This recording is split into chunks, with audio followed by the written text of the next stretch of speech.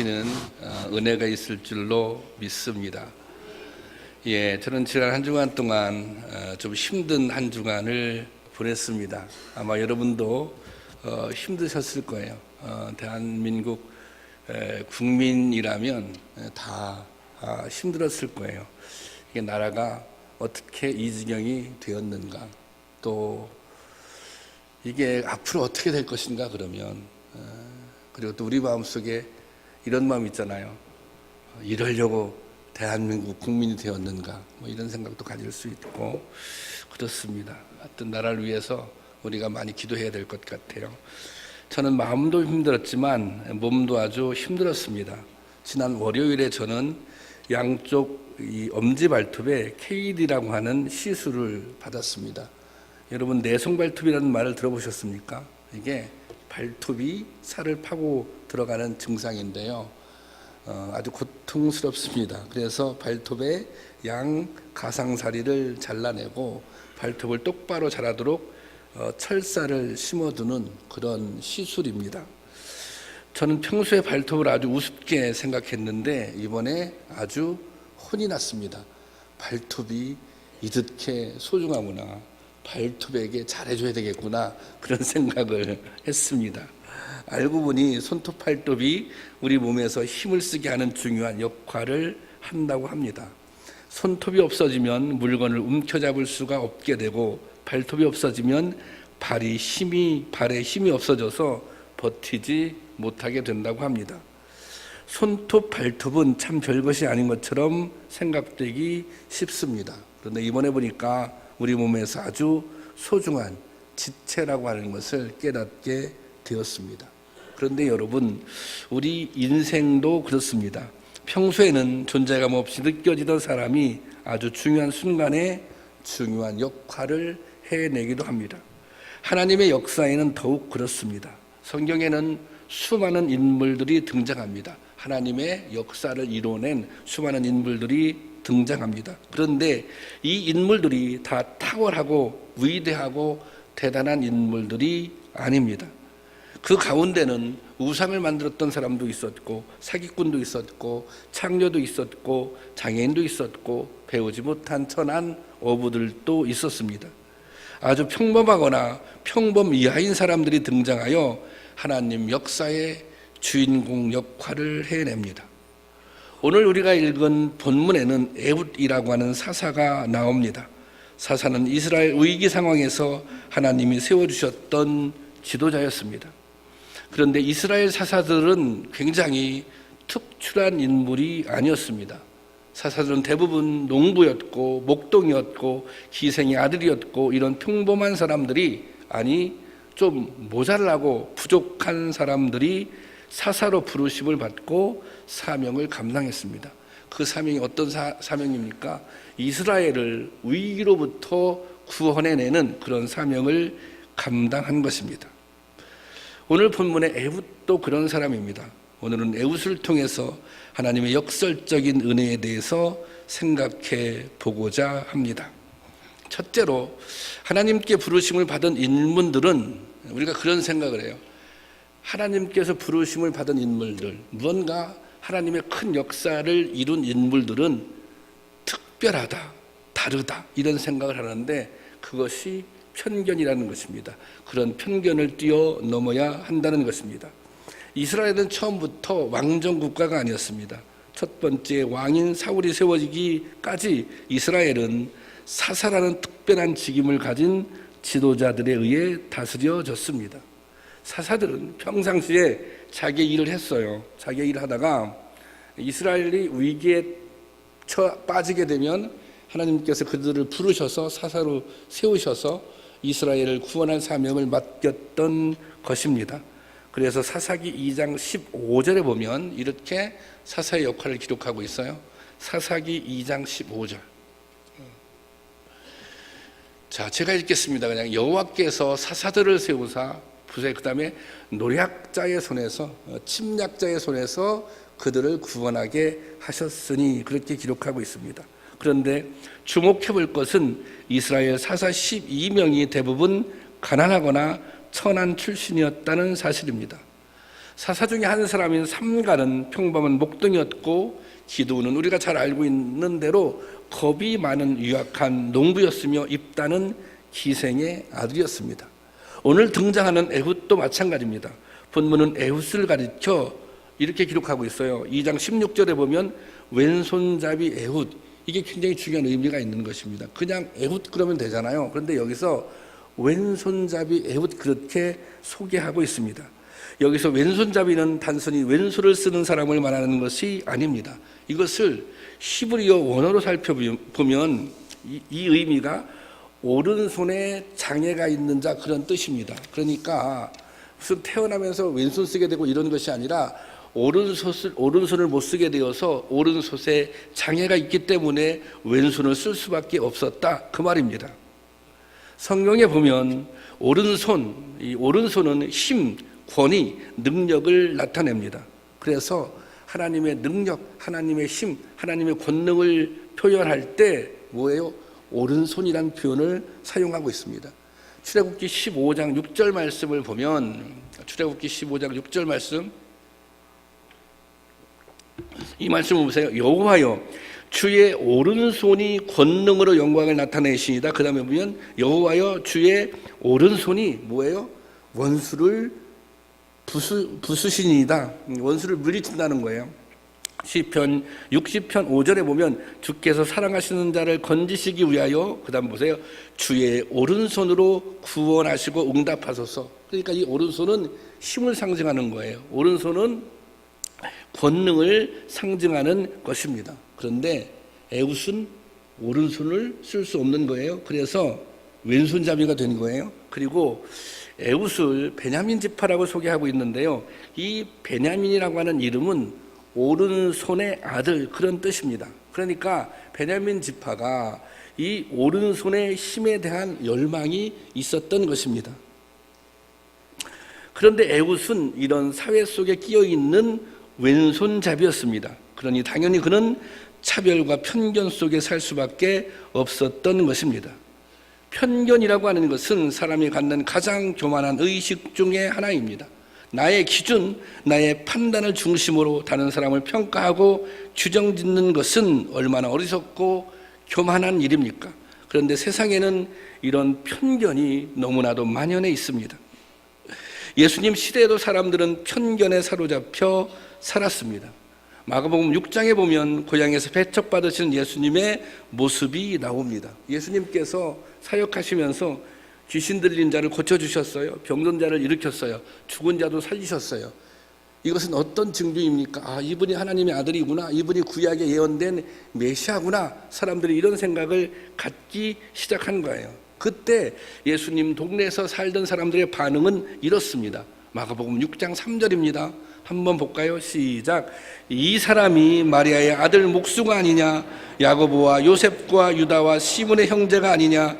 그 너희들이 우리와 함께 여기 있지 아니하냐 하고 예수를 배척한지라. 이거 보세요.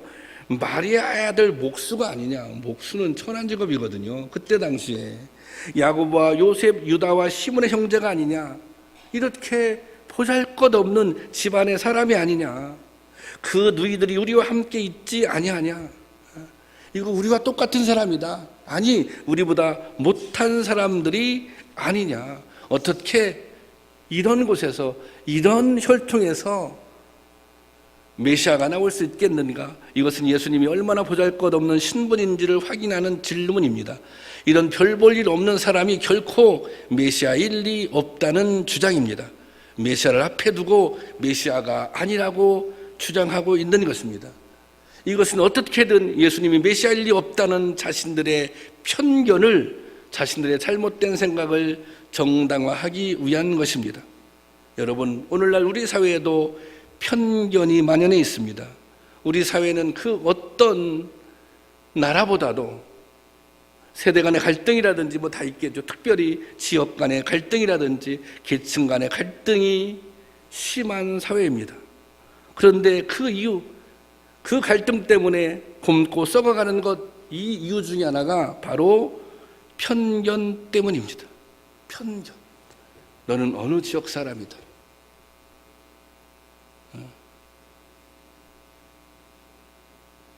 너는 어느 계층의 사람이다. 이것이 그 사람의 인격조차, 이 사람의 삶에 그걸 가지고 그 사람을 규정하려고 하는 거예요. 저는 세상에 가장 악한 정치인이 지역 감정을 조장하는 정치인이라고 생각합니다. 그거를 통해서 권력을 잡고 권력을 유지하려고 하는 사람들, 이 사람들이 가장 악한 사람들이에요. 그 사람들 때문에 이 좁은 대한민국이 지역 갈등이라고 하는 게 생기게 된 것입니다. 여러분, 교회도 편견의 굴레로부터 자유롭지 못합니다. 저는 목회를 하면서 교회 안에도 이런 편견이 얼마나 뿌리 깊게 자리 잡고 있는지를 발견하게 됩니다. 특히 신앙생활 오래 하신 분들이나 스스로 지성이 있다고 생각하는 분들에게 더 심하게 나타나는 것 같습니다. 믿음이라고 하는 이름으로 자신을 합리화하기 시작하면 정말 무서울 정도로 편협해집니다. 저는 가끔 제가 설교를 하면서 이 편견 때문에 굉장히 조심스럽고 두려워질 때가 있습니다. 우리 가운데는 이렇게 보수적인 생각을 가지신 성도님들이 많이 있어요. 그래서 제가 설교를 하면 혹시 그런 생각을 가진 성도님들이 목사님 혹시 좌파 아니야? 저것도 좌빨 아니야? 이런 오해를 받는 그런 두려움이 저에게 솔직히 있습니다. 저는 좌파도 아니고 우파도 아니고 예수파입니다. 그런데 제가 그런 말씀을 드렸습니다. 어느 장로님에게 그런 대화를 나누다가, 장로님, 제가 만약에 제 설교를 듣다가 늘 그러면 안 되지만 가끔 목사님의 설교를 들으면서 그래 목사님 약간 좌파스러운데 그런 생각이 드신다면 저는 설교를 잘하고 있는 것입니다. 저는 목회를 잘하고 있는 것입니다. 왜 그러냐면 예수님의 가르침의 내용이, 또 예수님의 사역, 예수님의 삶이 그런 내용들이 많이 있어요. 예수님은 가난한 사람 편에 서 있었잖아요. 그리고 그때 당시에 권력자인 헤롯을 향해서 정말 심하게 책망하셨거든요. 그러니까 예수님의 말씀을 가지고 제대로 선포한다라고 했을 때 뭐예요? 그런 모습이 나타날 수도 있다는 것입니다. 그런데 그것을 여러분이 가지고 있는 어떤 그 진영 논리의 편견으로 바라보면 그렇게 오해할 수도 있다 그 말이에요. 그렇지만 저는 바르게 설교하면, 여러분이 가끔 그런 생각을 갖는 것이 제가 바르게 설교하고 있다는 뜻인 줄로 저는 이해합니다. 맞습니까? 여러분 수준이 대단히 높으신 성도님들이십니다. 여러분, 편견이 무엇입니까? 편견을 한자로 쓰면 치우칠 편견은 볼견입니다. 다시 말해 한쪽으로 기울어지게 보는 것입니다. 왜 이처럼 기울어지게 보이는 것입니까? 내가 틀렸다는 것을 인정하고 싶지 않기 때문입니다. 이것이 바로 교만이고 이것이 아집입니다. 여러분, 우리가 보기에는 별 볼 일 없어 보이는 그 사람이, 우리가 보기에는 한없이 가보여 보이는 그 사람이 사실은 진실하고 정직한 참 그리스도인이 될 수 있는 것입니다. 또 우리가 그처럼 신뢰하고 편들어 주었던 그 사람이 사실은 가장 문제적 인물이 될 수도 있는 것입니다. 우리는 우리의 생각이 다 옳지 않다는 것을 인정해야 합니다. 우리의 한계를 인정하고 우리 속에 있는 편견을 넘어서야 하는 것입니다. 이 편견을 넘어서야, 그래야 진실에 접근할 수 있어요. 그래야 진실을 볼 수 있습니다. 하나님은 편견과 조롱 속에 살았던 에웃을 부르십니다. 이것은 세상의 편견을 단번에 뛰어넘은 것입니다. 하나님의 시각에는 편견이 없습니다. 가난하기 때문에, 못 배웠기 때문에, 과거에 실수했기 때문에, 과거에 잘못을 저질렀기 때문에 그것을 가지고 판단하지 않으십니다. 하나님은 공평하고 공정하게 현재 모습으로 판단하시는 분입니다. 여러분, 혹시 우리가 편견에 사로잡혀 살고 있지는 않습니까? 나만이 옳다는 편견, 나의 경험만을 앞세우는 편견, 나의 믿음만이 바르다는 편견, 이 편견을 버려야 사람을 바르게 볼 수 있는 것입니다. 이 편견을 버려야 세상을 바르게 볼 수 있는 것입니다. 그리고 바르게 판단하고 바르게 살아갈 수 있는 것입니다. 바르게 신앙생활할 수 있는 것입니다. 그런 은혜가 우리 가운데 있기를 주님의 이름으로 축원합니다. 두 번째는 약점이 오히려 능력으로 나타나게 되었다는 것입니다. 당시 이스라엘의 가장 큰 괴로움은 모압 족속이었습니다. 이스라엘은 가나안을 정복하고 정착하는 데 성공했지만 아직 국가의 기틀을 마련하고 안정을 이룬 상태가 아니었습니다.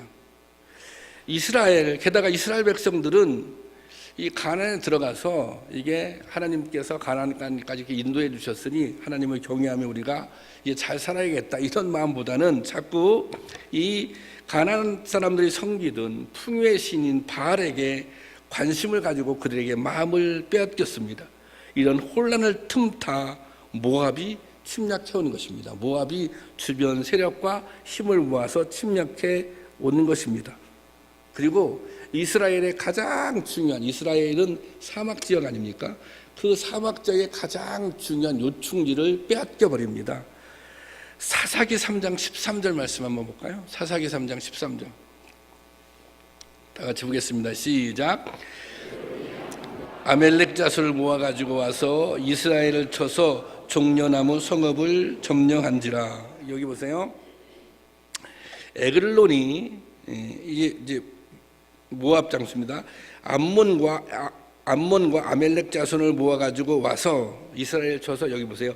종려나무 성읍을 점령했다고 했잖아요. 이게 사막에 종려나무가 있어요. 그늘이 있잖아요. 그리고 거기에는 물이 있어요. 그러니까 이곳은 아주 생존의 필수적인 지역입니다. 근데 이 지역을 빼앗긴 거예요. 그리고 이 지역을 빼앗겼을 뿐만 아니라 모압 왕을 섬기며 모압 왕에게 이게 조금을 바쳐야 했습니다. 이때 에훗이 모압 왕에게 공물을 바치는 그 일을 맡게 되었습니다. 아마도 장애를 지닌 볼품없는 인물이었기 때문에 모압 왕도 크게 경계하지 않았을 것입니다. 다른 마음을 에훗이 경계심을 가질 필요가 없는 거예요. 왜 그러냐면 너무 그냥 못난 사람이니까 그랬다는 거예요. 그런데 하나님은 이런 에훗을 통해 모압 왕을 쓰러뜨리고 이스라엘 백성들을 구원해 냅니다. 모압이 칼을, 오늘 본문에 보면 칼을 이렇게 허벅지 있는 곳에 이렇게 차고 들어가서 이 왕을 죽입니다. 모압 왕을. 사사기 3장 21절 혹시 올려놨나? 3장 21절. 내가 아까 얘기했었는데 3장 21절 보면 내용이 그거예요. 에훗이 왼손을 뻗쳐 그의 오른손 허벅지 위에서 칼을 빼어 왕의 몸을 찌르매 공분을 주러 갔다가 왕을 죽이는 것입니다.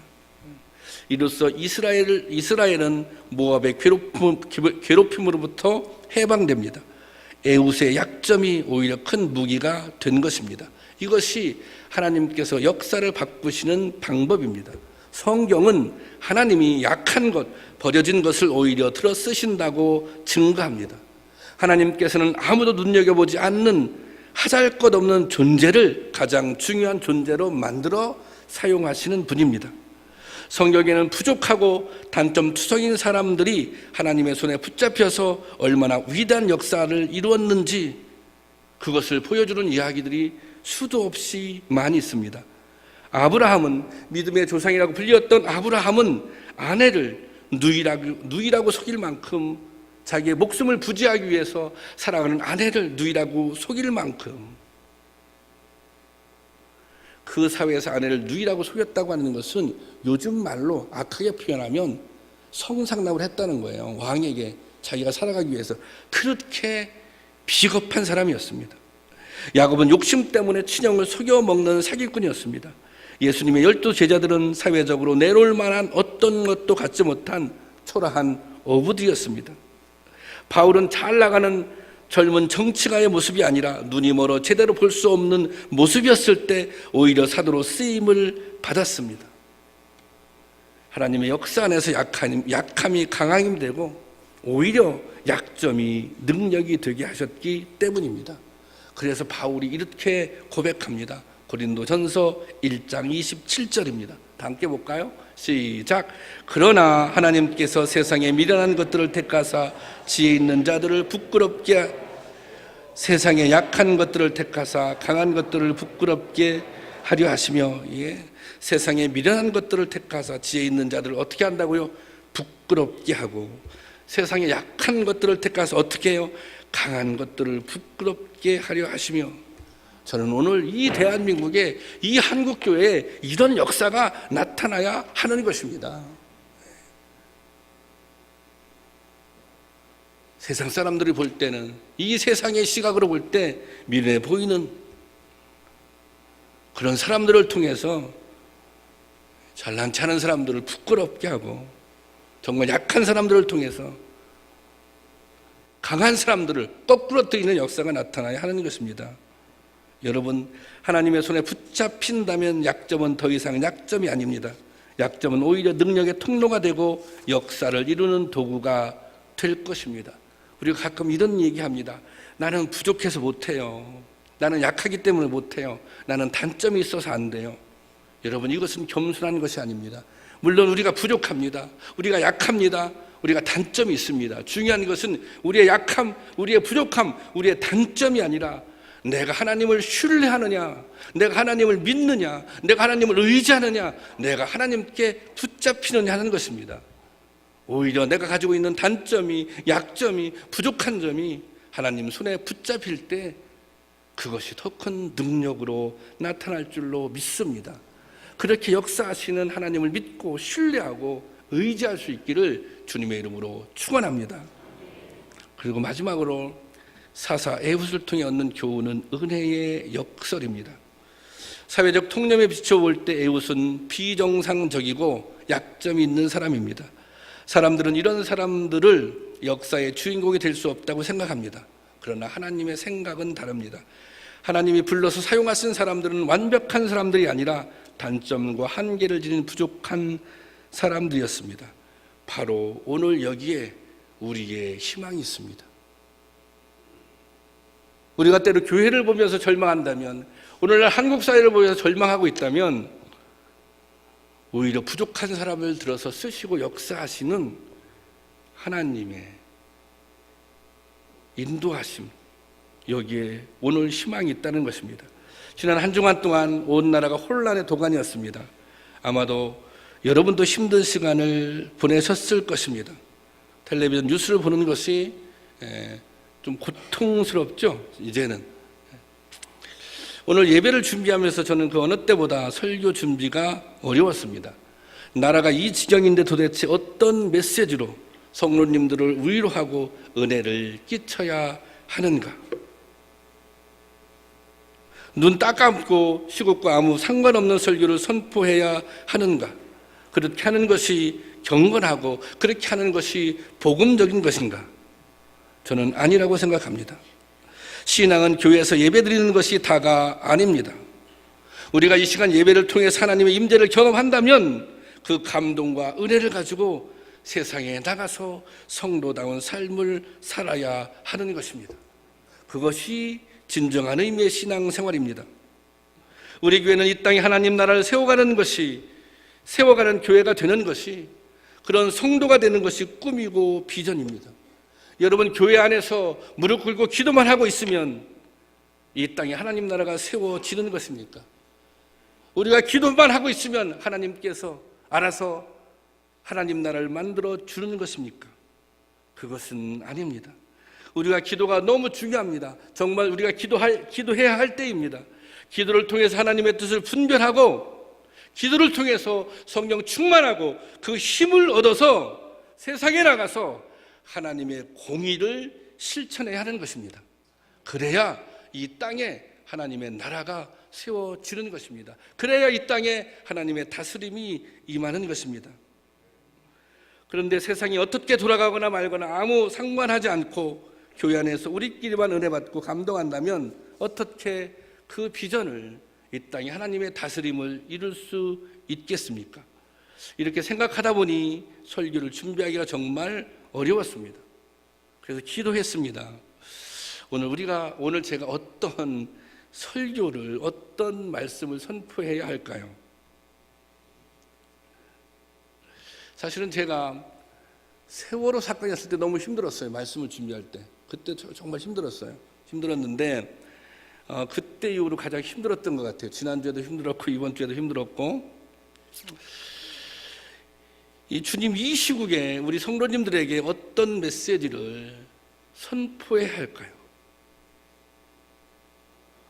또 잘못하면 오해받을 수도 있고, 어떻게 해야 이 황당하고 열받고 분노할 수밖에 없는 상황 속에서 하나님의 자녀들이, 믿음의 성도들이 하나님의 자녀답게 살아갈 수 있을까?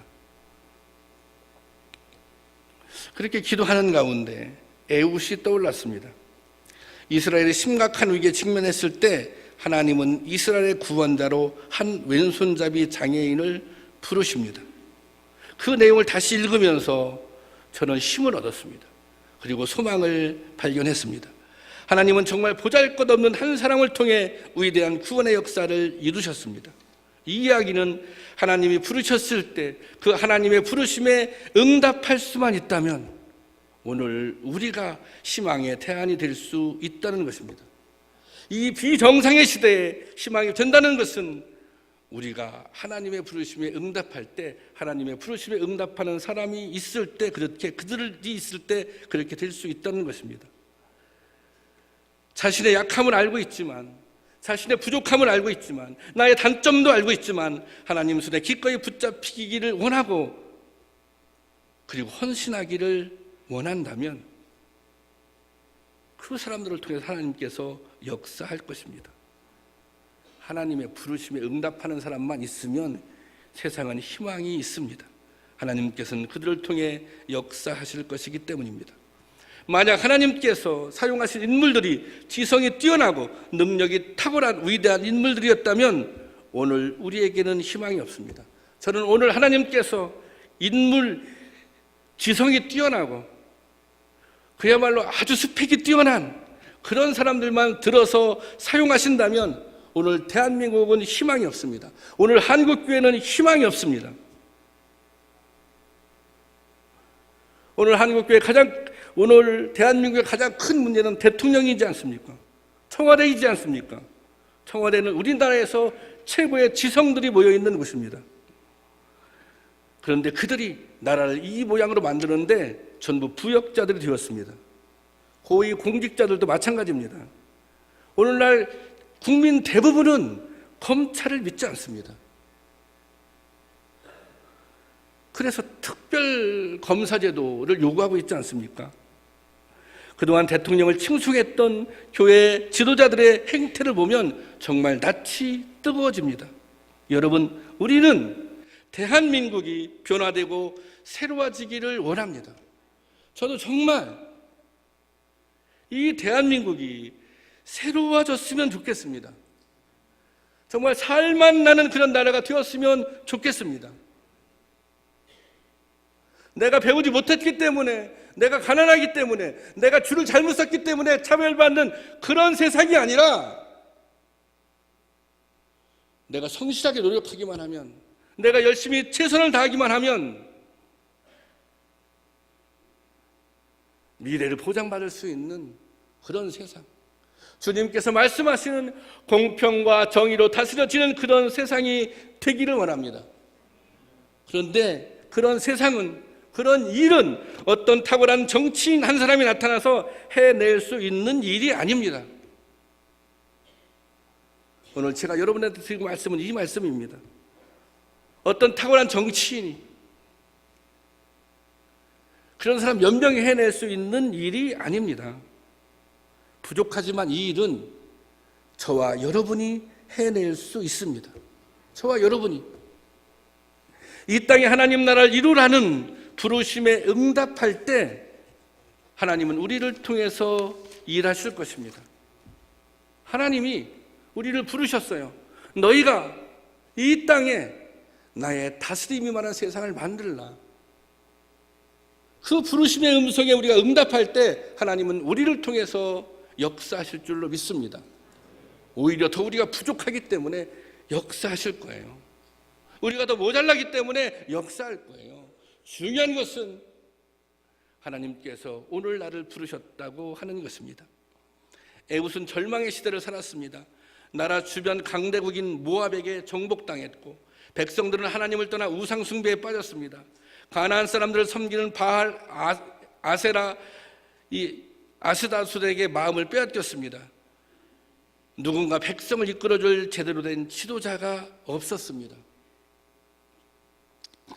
하지만 에훗은 이런 현실 앞에서 힘을 발휘할 수 있는 인물이 아니었습니다. 그는 사람들이 제대로 알아주지도 않는 왼손잡이일 뿐이었기 때문입니다. 그런데 그 사람들이 알아주지 않는, 스스로 아무 힘과 능력이 없다고 생각했던 에훗을 하나님께서 부르십니다. 그를 불러서 이스라엘을 구원하십니다. 오늘 한국 교회의 모습이 에훗과 같은 처지입니다. 에훗처럼 비정상적이고 일그러져 있고 세상 사람들에게 조롱을 받습니다. 하지만 이것이 끝이 아닙니다. 하나님은 은혜의 역설이 있기 때문입니다. 오늘 한국 교회는, 우리들은 하나님의 손에 붙잡힌 에훗이 되어야 합니다. 온 힘을 모아 하나님의 부르심에 응답받고 쓰임 받아야 하는 것입니다.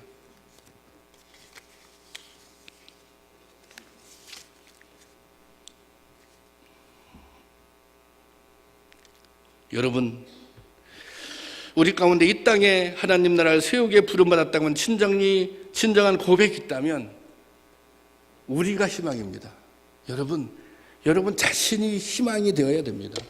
여러분, 우리 자신이 대안이 되어야 합니다. 그래야 세상을 바꿀 수 있습니다. 그래야 역사를 바꿀 수 있는 것입니다. 그렇게 하나님께서 나를 부르셨다고 하는 고백이 있기를 원합니다. 그래서 내가 부족하지만, 그래 내가 많이 배우지 못하지만, 내가 가진 거 많이 있지도 않지만, 하나님 이 땅에 하나님 나라를 세우기에 나를 부르셨으니 나를 통해서 역사하실 거야. 내가 대안이야. 내가 희망이야. 이런 생각을 가질 때, 이런 책임감이 우리에게 있을 때 우리가 이 세상을 정말 한번 바꿀 수 있는 거예요. 우리가 이 나라를 한번 바꿀 수 있는 거예요. 그리고 이런 믿음이 진정한 의미의 애국인 것입니다. 그런 은혜가 우리 가운데 있기를 주님의 이름으로 축원합니다. 이 시간 함께 기도했으면 좋겠습니다. 진정으로 이 나라와 민족을 위해서 기도할 수 있기를 원합니다. 이 대통령님께서 정말 자기의 잘못을 진정으로 깨닫고 진심으로 회개할 수 있기를 원합니다. 그리고 이 한국에 정말 이렇게 공부 잘하고 또 많이 배우고 그래서 이 고위 공직자가 되신 분들이 있는데, 이분들은 사실 군림하는 것이 아니라 국민을 섬겨야 되거든요. 근데 이분들이 그냥 인사권자의 눈치를 보면서 다 그냥 이권에 매이고 뭐 이렇게 됐잖아요. 이분들 정말 회개하고 돌이켜야 합니다. 그리고 뭐 오늘 그 박난춘 의원도 오셨지만, 사실 국회라고 하는 것이, 국회의원이라고 하는 직임이 뭐 여러 가지가 있겠지만 뭐 입법하는 게 가장 중요한 기능이기도 하지만, 사실 국민의 입장을 대변하고 대통령이 잘못하면 대통령을 견제해야 되거든요.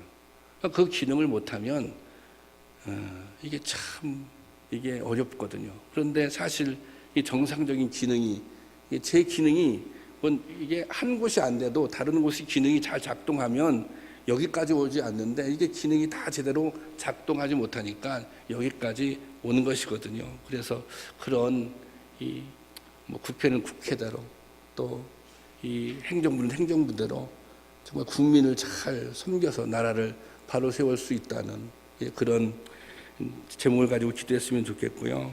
그리고 정말 중요한 것은 그거예요. 내가 대안이 되면 됩니다.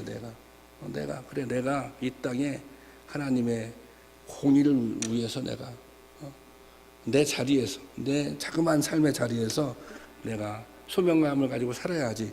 이 사명이 있을 때 정말 이 세상을 바꿀 수 있어요. 그런데 우리가 그게 없으면 어렵습니다. 다시 또 이런 질곡을 경험할 수도 있는 거예요. 그래서 그런 기도 제목 그런 소명을 다하기를 원합니다. 이 시간 찬양하겠는데요. 뜻없이 무릎 꿇는 이지 찬양하고 그렇게